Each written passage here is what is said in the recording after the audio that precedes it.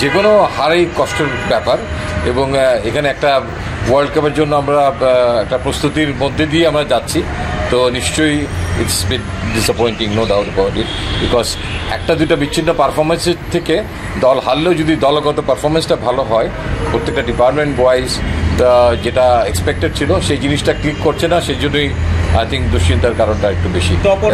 আমার মনে হয় আজকে আমরা এইচপি প্রোগ্রাম নিয়ে কথা বলতে এসেছি, সো দ্যাট এইচপির মধ্যে আমরা সীমাবদ্ধ থাকি। এটা তো একটা লার্নিং প্রসেস, ডেফিনেটলি এখান থেকেই তারা অনেক পরিশোধিত হয়ে ক্রমান্বয়ে উপরের দিকে উঠবেন। যারা প্রথম ওই বছর এসছেন তারা এক বছরই হয়তো না, কারোর একাধিক বছর লাগতে পারে।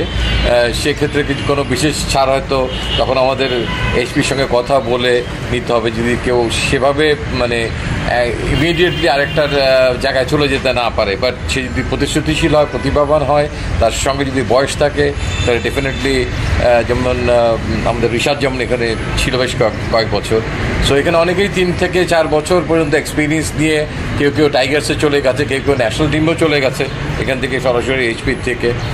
তো আমাদের নজর থাকবে যে এই জায়গাটাতে আমাদের তো দুর্বলতা আছে, তারপরেও এখন দলের দুর্বলতা অনেক জায়গায়। ইয়ে must have observed the match কালকে।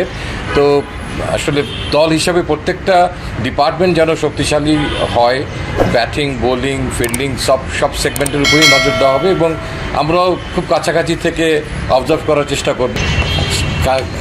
এটা আগামীতে আমাদের খেলার মাধ্যমে অনেক কিছুর প্রশ্নের উত্তর বেড়ে আসবে। So let's wait.